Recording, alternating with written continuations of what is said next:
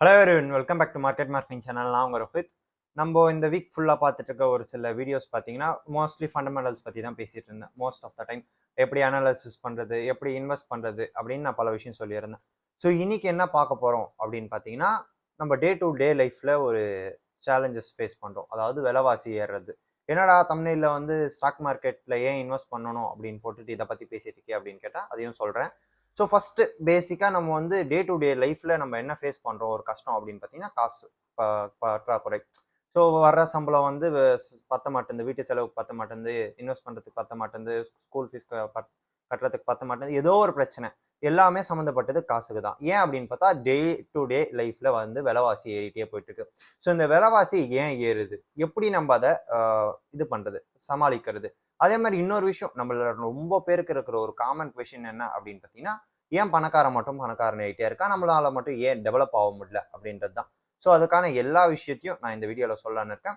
So first விஷயம் என்ன அப்படின்னு பார்த்தீங்கன்னா, இன்ஃப்ளேஷன்னா என்ன, ஸோ இன்ஃப்ளேஷன்னால நம்மளுக்கு என்ன ப்ராப்ளம் வருது, அதாவது விலைவாசி மூலிமா நம்மளுக்கு என்ன ப்ராப்ளம் வருது, நம்ம ஏன் ஸ்டாக் மார்க்கெட்டில் இன்வெஸ்ட் பண்ணணும் அப்படின்ற எல்லா விஷயத்தையும் நான் இந்த வீடியோவில் சொல்கிறேன். ஸோ உள்ள போயிடலாம் ஃபர்ஸ்ட். ஸோ ஃபஸ்ட்டு விஷயம், நம்ம வந்து நிறைய பேர் ஃபேஸ் பண்ணுற ஒரு விஷயம் என்ன அப்படின்னு பார்த்தீங்கன்னா, டே டு டே லைஃப்பில் வந்து பெட்ரோல் ப்ரைஸஸ் ஏறிட்டு இருக்கு, பருப்பு விலை ஏறிட்டு இருக்கு. ஸோ வருஷம் ஸ்கூல் ஃபீஸஸ் ஏற்றிட்டே வந்துட்டு இருக்காங்க. நம்மளால எதுவுமே வாங்க முடியல.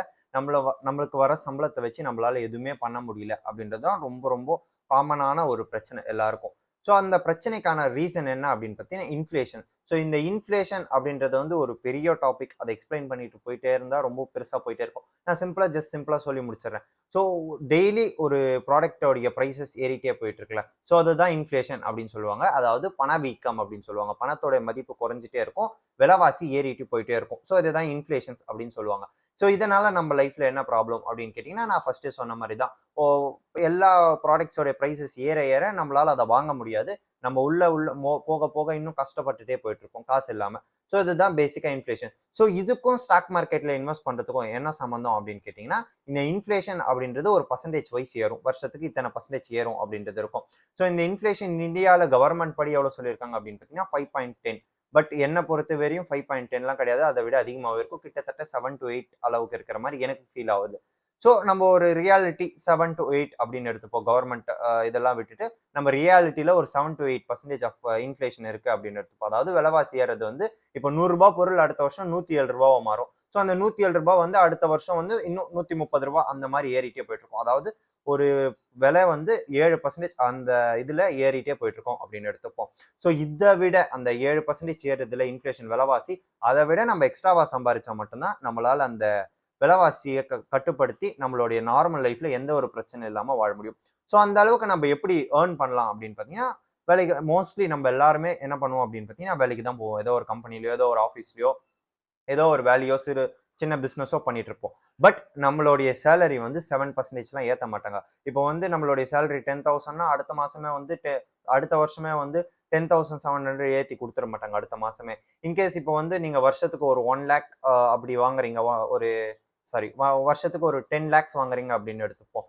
கிட்டத்தட்ட ஒரு 70,000 அடுத்த வருஷமே ஏற்றி கொடுப்பாங்களா அப்படின்னு கேட்டீங்கன்னா கிடையாது. நீங்க ஐடி கம்பெனிலேயே ஒர்க் பண்றீங்க, 80,000 கிட்ட 70,000 கிட்ட ஏர்ன் பண்றீங்க அப்படின்னாலும் விலைவாசியை கண்ட்ரோல் பண்ண முடியாது. பல பேருக்கு இஎம்ஐஸ் இருக்கு, ஹவுசிங் லோன்ஸ் இருக்கு.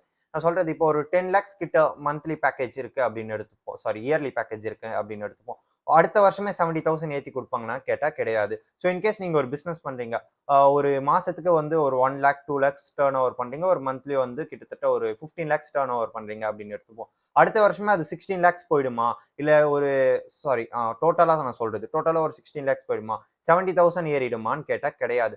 ஸோ இது எப்படி நம்ம வந்து இது பண்ணலாம், டேக்கல் பண்ணலாம் அப்படின்னு பார்த்தீங்கன்னா, ஸ்டாக் மார்க்கெட்ல இன்வெஸ்ட் பண்றது மூலியமா. ஸோ ஸ்டாக் மார்க்கெட்ல வெறும் ரிட்டர்ன்ஸ் மட்டும்தான் வருமா, 10 to 15% ரிட்டர்ன்ஸ் வருமான்னு கேட்டால் கிடையாது. சம்டைம்ஸ் லாசஸ் நடக்கும். ஸோ இந்தியாவோட ஆவரேஜ் ரிட்டர்ன்ஸ் எவ்வளோ ஆஸ் பர் 2021 பார்த்தீங்கன்னா 21% ஸ்டாக் மார்க்கெட்ல மூலியமா ரிட்டர்ன்ஸ் வருதுல. ஸோ நம்ம வந்து இந்த 21% எடுத்துக்க தேவையில்ல, அதுல பாதி எடுத்துப்போம், 11% அப்படின்னு எடுத்துப்போம், ஒரு 10% அப்படின்னு எடுத்துப்போம். நம்ம வந்து ரியாலிட்டி இன்ஃப்ளேஷன் எவ்வளவு எடுத்தோம் அப்படின்னு பார்த்தீங்கன்னா 7 to 8%. அதாவது வருஷத்துக்கு ஒரு 7% விலைவாசி ஏறுது அப்படின்னு எடுத்துப்போம். பட் நம்ம கிட்ட ஸ்டாக் மார்க்கெட்ஸ்ல வர ரிட்டர்ன்ஸ் 10%. ஸோ இன்ஃப்ளேஷன் விலைவாசி ஏறதை விட நம்ம வந்து 3% எக்ஸ்ட்ராவா இதுல இன்கம் வருது. அதனால நம்மளால விலைவாசியை கண்ட்ரோல் பண்ண முடியும். ஸோ அதனால தான் ரீசன் என்ன அப்படின்னு பார்த்தீங்கன்னா, விலைவாசியை கண்ட்ரோல் பண்ணுறதுக்கு ஸ்டாக் மார்க்கெட்டில் இன்வெஸ்ட் பண்ணுங்க. ஸோ வர ரிட்டர்ன்ஸ் வந்து உங்கள் விலைவாசியை தடுத்து, அதாவது உங்களுடைய செலவையும் தாண்டி 3% 4% எக்ஸ்ட்ராவா காசு வரும். அதுதான் உங்களை பணக்காரன் ஆக்கும். ஸோ இந்த 7% இருக்குல்ல, இந்த விலைவாசி ஏறத மெயின்டைன் ஆயிடும். 10%ல 7% விலைவாசி ஏறத மெயின்டைன் பண்ணிடும். மிச்சம் இருக்கிற 3% வந்து நீங்க பல இடத்துல இன்வெஸ்ட் பண்ண முடியும். ஸோ அதுதான் உங்களை பெரிய ஆள் ஆக்கும். ஸோ இதுதான் பேசிக்கான ஒரு விஷயம். ஸ்டாக் மார்க்கெட்ல ஏன் இன்வெஸ்ட் பண்ணணும் அப்படின்றதுக்கான ஒரு ரீசன். ஸோ இன்ஃப்ளேஷன்னா என்ன அப்படின்னு நீங்க ஃபர்ஸ்டே புரிஞ்சிருப்பீங்க. இன்ஃப்ளேஷன் அப்படின்றது விலைவாசி ஏறுது. ஸோ அதை கண்ட்ரோல் பண்ணணும்னா நீங்க அதை விட அதிகமா ஏர்ன் பண்ணா மட்டும்தான் கண்ட்ரோல் பண்ண முடியும். ஸோ அது எங்கெல்லாம் கிடைக்கும் அப்படின்றத தேடி பண்ணலாம். ஸோ பிசினஸ்லயும் கிடைக்கும், ஒரு சில பிசினஸ்லயும் கிடைக்கும். ஸோ ஒரு சில இதுலயும் கிடைக்கும். பட் அந்த அளவுக்கு கண்டினியூஸா கிடைக்குமான்னு கேட்டா டவுட் தான். பட் ஸ்டாக் மார்க்கெட் அப்படின்றப்போ ஒரு 10 to 15% ஆனுவல் ரிட்டர்ன்ஸ் வரப்போ ஒரு 10 to 15 இயர்ஸ் நீங்க அதை ஓன் பண்றப்போ உங்களுக்கு நல்ல நெட்வொர்த் கிரியேட் பண்ணும். உங்களுடைய விலைவாசிகள், உங்களுடைய டே டு டே எக்ஸ்பென்சஸையும் அதை மேனேஜ் பண்ணும். ஸோ செகண்ட் விஷயம், ஏன் பணக்காரன் மட்டும் பணக்காரன் ஆகிட்டே போயிட்டு இருக்கான் அப்படின்றதுக்கு நிறைய பேர் கேட்குற ஒரு காமன் கொஸ்டின் என்ன அப்படின்னு பார்த்தீங்கன்னா, பணக்காரன் மட்டும் பணக்காரன் ஆகிட்டே போயிட்டு இருக்கா, நம்மளால எதுவுமே பண்ண முடியல, நம்மளோட மிடில் கிளாஸ் லைஃப்ஸ் வந்து அப்படியே போயிட்டே இருக்கா அப்படின்றது தான் நிறைய பேரோடைய கேள்வி. ஸோ ஃபர்ஸ்ட் விஷயம் என்ன அப்படின்னு பார்த்தீங்கன்னா, நான் அந்த ஃபார்முலா சொன்னது தான். அதாவது இன்ஃப்ளேஷனை விட நம்மளுடைய ஏர்னிங்ஸ் வந்து அதிகமாக இருந்தால் நம்ம வந்து நல்லா இது எல்லாத்தையும் டேக்கல் பண்ணிட்டு நம்மளால நார்மல் லைஃப்ல லீட் பண்ண முடியும் அப்படின்னு சொல்றது.